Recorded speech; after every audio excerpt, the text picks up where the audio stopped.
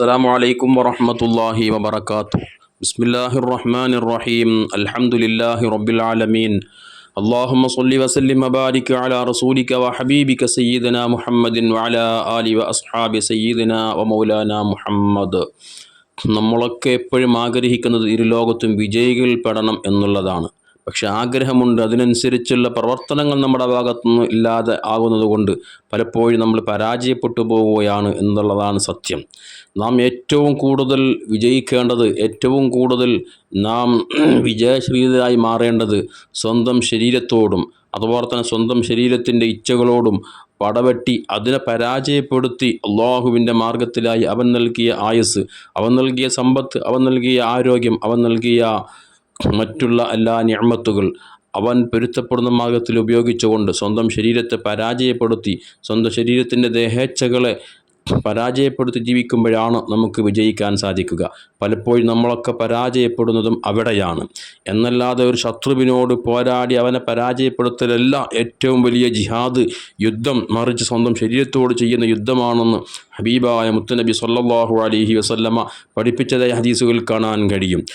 ഒരു ശത്രുവിനോട് പരാജയപ്പെടുത്തുക എന്നുള്ളത് നല്ല അഭ്യാസമുറകൾ പഠിച്ച വ്യക്തിക്ക്, യുദ്ധത്തിൻ്റെ യുക്തികൾ, അതിൻ്റെ ഹിക്മത്തുകൾ പഠിച്ച വ്യക്തിക്ക് ഒരു പക്ഷേ ശത്രുവിനെ പരാജയപ്പെടുത്താൻ അവനെ കൊണ്ട് സാധിച്ചെന്ന് വന്നേക്കാം. എന്നാൽ സ്വന്തം ശരീരം ഇച്ഛിക്കുന്ന ഇച്ഛകൾക്ക് വഴിപ്പെടാതെ അതിനെ പരാജയപ്പെടുത്തി ഹൈറായ വഴിയിൽ സിറാത്ത് മുസ്തഖീമിൽ നേരായ മാർഗത്തിൽ അള്ളാഹു ഇഷ്ടപ്പെടുന്ന മാർഗത്തിൽ സ്വന്തം ശരീരത്തെ പിടിച്ചു നിർത്തുക, നന്മകൾ ചെയ്യുക എന്നുള്ളത് ഏറ്റവും പ്രയാസമാണ്.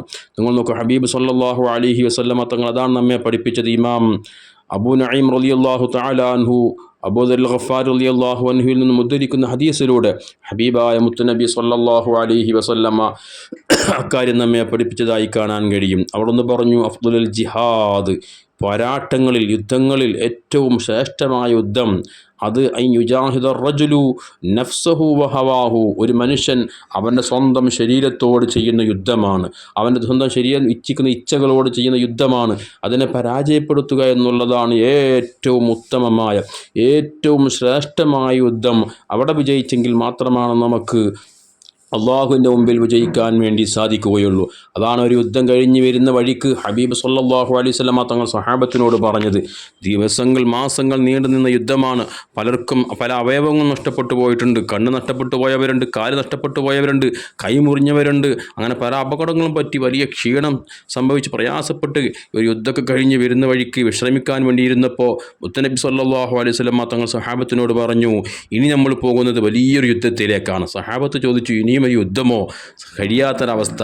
അപ്പോൾ റസൂലുള്ളാഹി തങ്ങൾ പറഞ്ഞു, ഇനിയുള്ള യുദ്ധം വാളുകൊണ്ടുള്ള യുദ്ധമല്ല, കുന്തം കൊണ്ട് ചെയ്യുന്ന യുദ്ധമല്ല, മറ്റു ഉപകരണങ്ങൾ കൊണ്ടുള്ള നടത്തുന്ന യുദ്ധമല്ല, മറിച്ച് സ്വന്തം ശരീരത്തോട്, സ്വന്തം ശരീരത്തിൻ്റെ ദേഹേച്ഛകളോട് യുദ്ധം ചെയ്ത് അവയെ പരാജയപ്പെടുത്തി അല്ലാഹുവിൻ്റെ പ്രീതിയിലായി, അവൻ്റെ പൊരുത്തത്തിലായി സ്വന്തം ശരീരത്തെ നിയന്ത്രിച്ച് നിർത്തുക, അതിലെ ഇച്ഛകൾക്ക് വഴിപ്പെടാതിരിക്കുക എന്നുള്ളതാണ് ഏറ്റവും വലിയ യുദ്ധമെന്ന് ഹബീബ് സല്ലല്ലാഹു അലൈഹി വസല്ലമ തങ്ങൾ പഠിപ്പിച്ചതായി കാണാൻ കഴിയും. അതുകൊണ്ട് തന്നെ ഇവിടെയാണ് നമ്മൾ വിജയിക്കേണ്ടത്. പലപ്പോഴും പരാജയപ്പെട്ടു പോകുന്നതും ഇവിടെയാണ്. മഹാന്മാരാകുന്ന സ്വാലിഹീങ്ങളൊക്കെ അള്ളാഹുവിൻ്റെ പൊരുത്തം അവനെന്ത് നിർദ്ദേശിച്ചുവോ അത് പൂർണ്ണമായും അനുസരിച്ച് അവൻ്റെ ചെയ്യാൻ പാടില്ലെന്ന് പറഞ്ഞ കാര്യങ്ങൾ പൂർണ്ണമായി മാറ്റി നിർത്തി അള്ളാഹുവിൻ്റെ പൊരുത്തത്തിലായി സ്വന്തം ശരീരത്തെ നിയന്ത്രിച്ച് നിർത്തിയപ്പോൾ അവർക്ക് അള്ളാഹു തആല വലിയ വിലായത്ത്, അള്ളാഹുവിനുറ്റ ഏറ്റവും ഇഷ്ടപ്പെടുന്ന അടിമകളായി മാറാൻ അവർക്ക് സാധിച്ചെങ്കിൽ ആ ഒരു രൂപത്തിലേക്ക് നമുക്കും എത്തിപ്പെടാൻ വേണ്ടി സാധിക്കണം. അപ്പോഴാണ് നമുക്ക് വിജയിക്കാൻ കഴിയുകയുള്ളൂ. അള്ളാഹു തൗഫീഖ് നൽകട്ടെ. ആമീൻ. അസ്സലാമു അലൈക്കും വറഹ്മത്തുള്ളാഹി വബറകാതുഹു.